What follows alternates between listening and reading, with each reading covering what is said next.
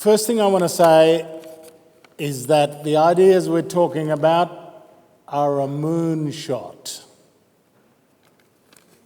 It's a big dream. It's like 1960, and we're saying Cape York is going to get to the moon within 10 years. There's no guarantee, but that's our goal, because the things we're asking for and the things we want are very big things. So it's our big moonshot, PRO-ACT, Personal Responsibility and Opportunity Act.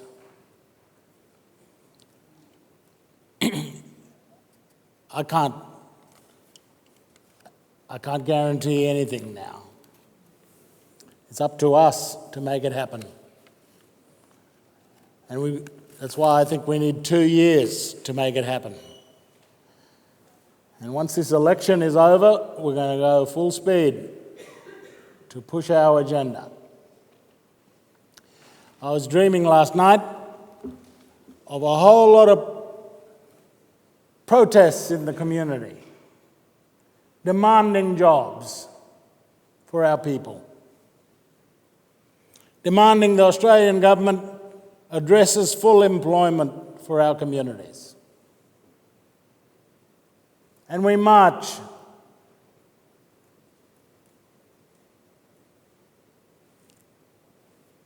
And we do it until we're heard.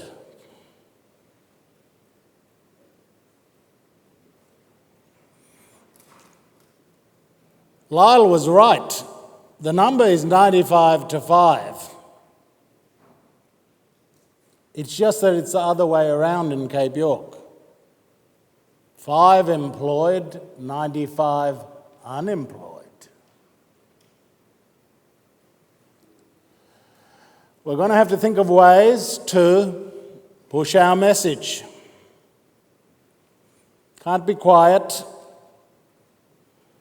So in the middle of the night, I wake up saying, yes, we're going to have protests in the community.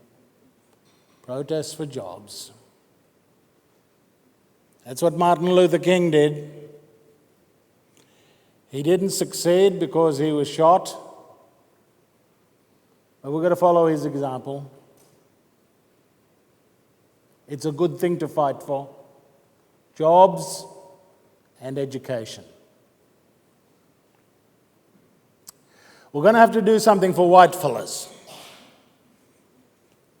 Harry told us yesterday that half of these condemned class people, the 5% at the bottom, are white people. Half of them are our people, half of them are white fellas. We have to do something for the white fellas. And we're going to say to the government, yeah, give white fellas a similar kind of opportunity, the poor ones, the ones who are on welfare like us.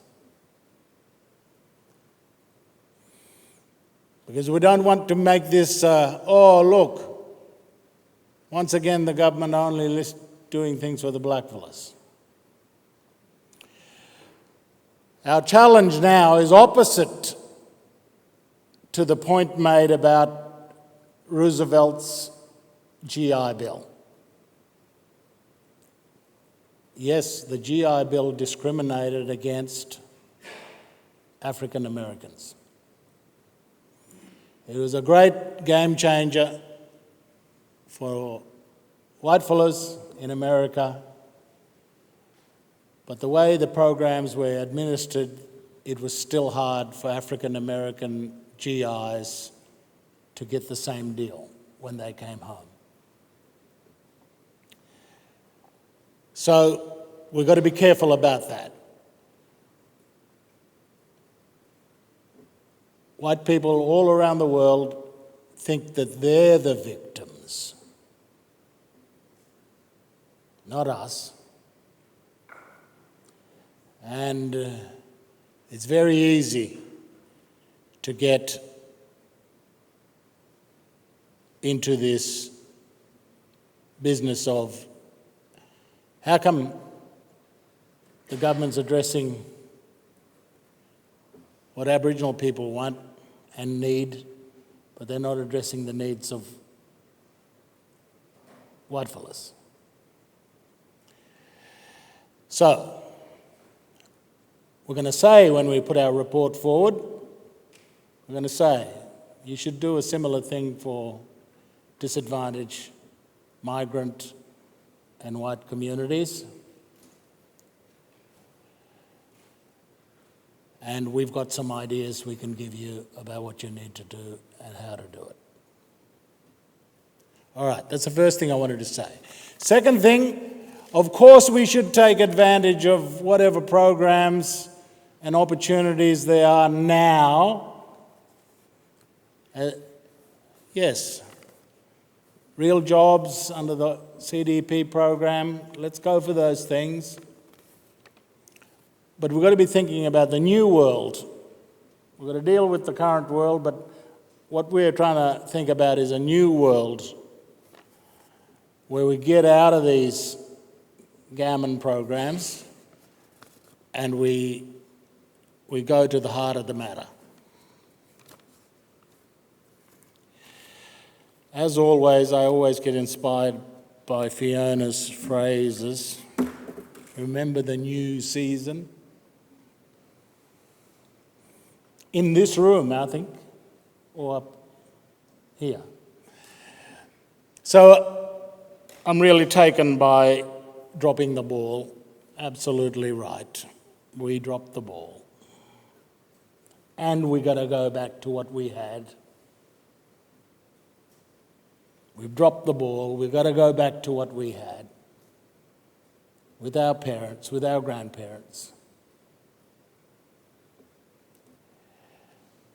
All right, I'm going to talk about education now. Just so the answer about CYAAA, Cape York Aboriginal Australian Academy, is that we operate in Cohen and Hopevale. Just 2 schools, 2 out of 16 schools in Cape York. We used to be 3. We started in Arakwin because the late Mayor and Phyllis, Deputy Mayor at the time, we went over to America and we saw the direct instruction program and we came back, we did a plan and we started in 2010. And I told you yesterday that Hopevale never started in 2010. Hopevale started in 2011. And it started because the mayor and the council said, you can use the bus here and you go and look at what's happening in Cohen, you go and look at what's happening in Arakwin, and then if you like it, then we can go and tell the education department to do the same thing at Hopevale. And that's what happened. So by January 2011, we started at Hopevale. Our original plan was to be in all the communities in Cape York. But we then, what's the word that we've been using at this summit? Barriers, no. Blockers. But then you get blockers. And I just want to play you a video, can I? So Good to Great worked with the community and the school and a musician from Sydney and created the play, musical, E = MC squared, explaining the whole history of how Albert Einstein came up with that equation. And a school in Sydney presented it. You should see their video. That's just a short version of it from us, our kids in Hopevale. And a school in Sydney presented it, a school called Haberfield, the next year in 2022. And the New South Wales Minister for Education attended, the Director General of Education attended, the Radio National Science host attended and interviewed them on radio. We couldn't even get one Education Queensland person to come to that production. Nobody from Cairns came to watch the production. Anyway, I'm very proud of the kids. Most of them are now at high school down south. And that is what we do with CYAAA. We try to do as much extraordinary things for the kids as we can muster. There's an epic, Gugiyimidar epic, that the kids did the year after, the story of the Gugiyimidar people, and we only did the first part of it. And again, the community was involved in that. It's a musical as well. We have a band, a stage band where the kids play trumpet, saxophone, drums, guitar, and they perform. They come down here in Cairns to perform, and they practice at lunchtime. There's only a band in 2 schools in Cape York, Hopevale and Cohen. There used to be one at Arakoon. It ran for 5 years. We're trying to give the kids access to the best opportunities so that they got a chance to go and do it in high school and to go and become musicians in the future. Or they may be artists, or they may be sports people, or they may be scientists. So that's what we try to do with Cape York Aboriginal Australian Academy. And the organisation we have, Good to Great Schools, I don't think many people might not know as much about it as you do about the Institute and Cape York Partnership. We create programs, we support those 2 schools, Hopevale and Cohen, very intensely. We give them direct instruction programs and support them in that, but we also create new programs. We write our own programs and give them to the school to deliver to the kids. The number one and most popular one that we have is the science program, because we teach science in a different way from what most schools do. And having a musical about physics, E equals mc squared, was an idea that we had. So that was part of our science program, that musical.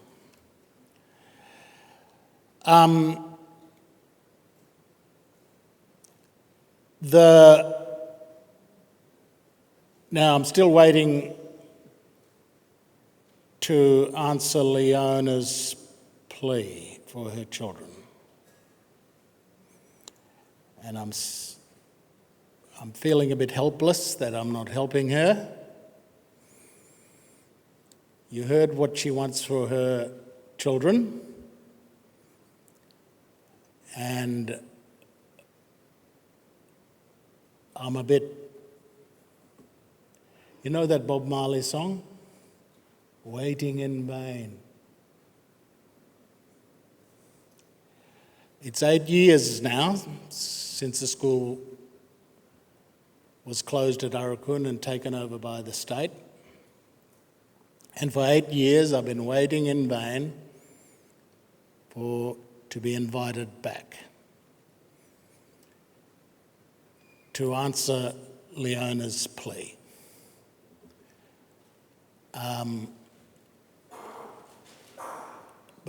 But what about the other communities? What about Kawanyama? What about my mum's community? Wudjal, Bloomfield River State School. What about Lockhart? What about Northern Peninsula College?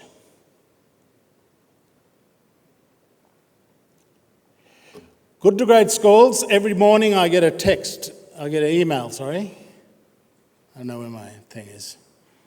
I get a message saying how many schools have signed up, how many teachers have signed up to use our programs, science, arts, behaviour, maths, English, writing. And I get an email telling me, this morning there was a lot actually. Schools all over Australia,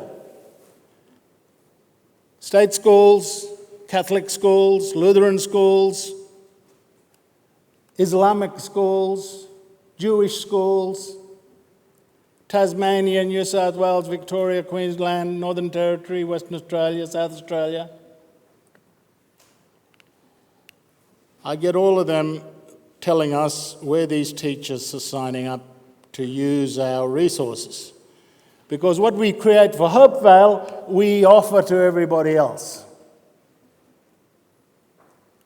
Everything we offer, we create for Cohen and Hopevale, we offer it free on our website to everybody else. But they've got to sign up with us. And this morning I got this email telling me that there's a whole bunch of new schools and new teachers signed up. I get a daily membership report. We've got 15 new teachers this morning. We've got 4 new schools. You know what the total number of schools that use our resources? 2,938 schools across Australia. There's only 10,000 schools in Australia, and 2,900 are using our resources. And the government only funded us to support Hopevale and Cohen.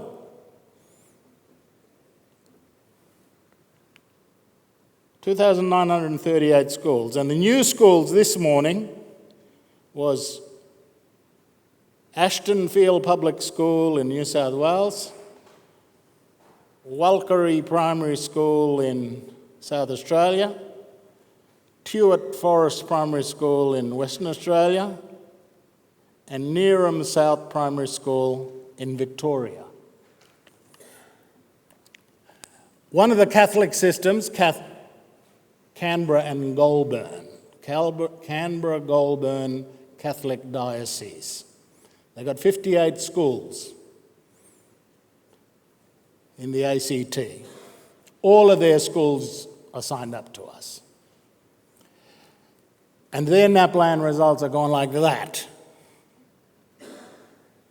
There's some Indigenous kids, but mostly white kids, middle-class kids. But their results have just shot up over the last 2 years. And all of their schools are signed up to our program. But this is what I'm frustrated about. How come 58 schools in the ACT are signed up with our organisation? Good to Great is a bummer organisation. But only 2 schools in Cape York. 2 out of 16.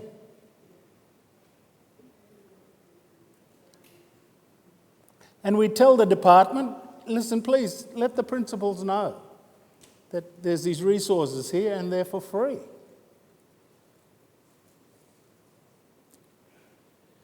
So we've got to have a think about the barriers and the blockages and the blockers if you want your kids access to opportunity. Now I'm going to finish soon. The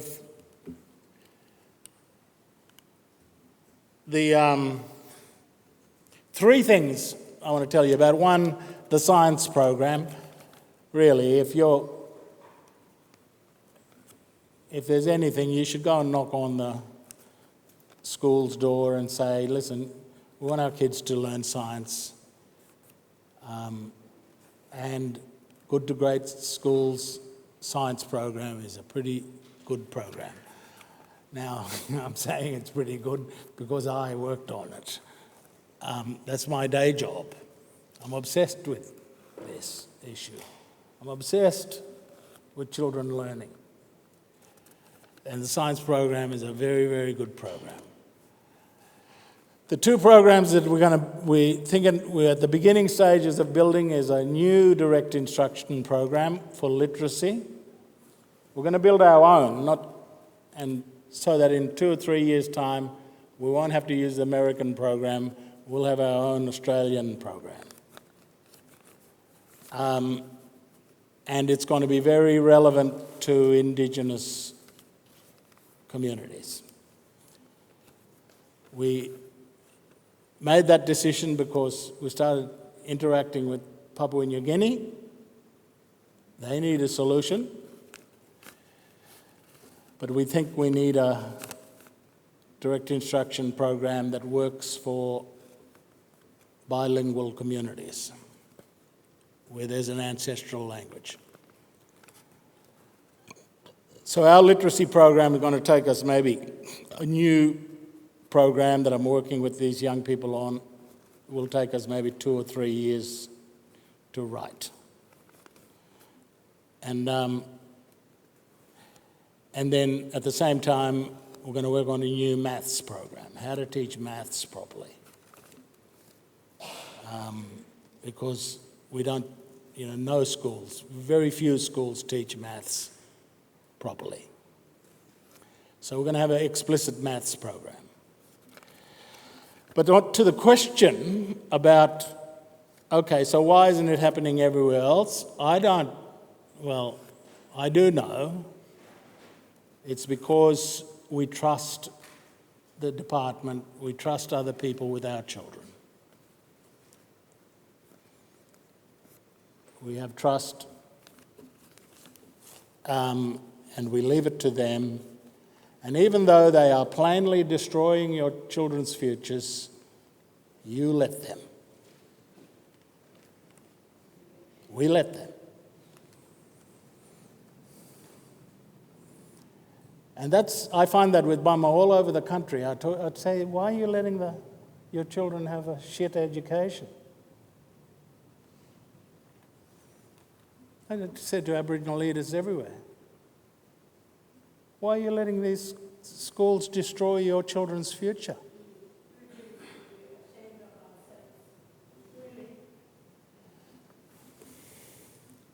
So we've got to have a think about our PROACT plan is not going to work unless the kids got a good school.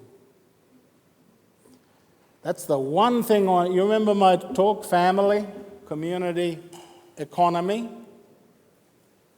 The one thing in the community that has to work is the school. You've got to get that under control. So that when a kid turns up, like Leona's kids turns up, they turn up every day, not without a miss. Fed, good sleep, good mum, good dad, good bed, good culture, good language. Those kids are ready to learn. And the school has to honour that and deliver their end of the bargain. And to the Hopevale people, you know why I'm involved in the Hopevale School. You know why. Because if I wasn't, it'd go haywire. It'd go haywire on your kids. And I don't let anybody make it go haywire. It's too important. And because I know if I wasn't there, the next principal would turn it upside down. Or somebody else might have a different. So I want to say to all of you, somebody's got to take control. Some people have got to take control of the school. and say, that is unacceptable.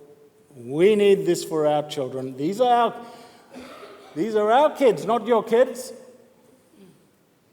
That's what you've got to say to the education department. These are our children. And if they were the experts, we wouldn't have to worry. We wouldn't have to step in. They'd be doing it. But they don't know what they're doing. And so I want to really urge everyone that this plan that we got, 21-year plan for 2050, we're not going to get there unless one institution in the community is working, and that's a school. That's a bare minimum. For high school, we can find other solutions. The kids going out, or eventually we might be able to fix up the local high schools. But for primary school, there's no alternative but to fix the primary school in your community. And you've got to fix it up in a very specific way, I think. You know, I've been too long at this to believe that, yeah, we could do it like this, we could do it like that. We've learned too many lessons about that. So anybody that wants to take charge of their children's education, I will be a complete backer of them. That's the question. Who wants to take charge of their children's education and not leave it to somebody else? Because it's really, who wants to take charge of their future? And, you know, at some point, I Hopevale now, you've got so many parents. You look at, sorry Joanne, could you stand up please? Joanne's every child has gone to year 12. Every child. Not only that, she influences her nephews and nieces to also be thinking about high school. Year 12 completion is natural now. And, you know, her children now, the ones who went through, it's going to be natural for them to complete their children to complete year 12. I've got no doubt about that. You got a doubt about that? Thank you. Sorry. And that's where you want to get to, yeah? I mean, there's my two earliest graduates from CYLP in the middle of the table there. See, their kids they're the next generation now, and it's easier. It's just, by the time Zelia's son is having children, they're going to go to year 12 and university, absolutely no doubt. So that's where we're starting to see, oh yeah, okay, these kids are now, the next generation is going to be a bit easier, and the next generation after that is going to get easier still.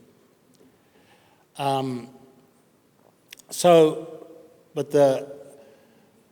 you can't muck around with the school. It's too precious. Don't bring politics into the school. It's got to be about what's good for the children. And you don't leave this to the department. Come on. The department couldn't give a damn. I work with them in partnership with them. They're a big beast. But if you don't have the right relationship with the beast, and sometimes you've got to fight the beast, they're going to destroy your children's future. So anybody that wants to take charge of their children's education, I'm right behind you.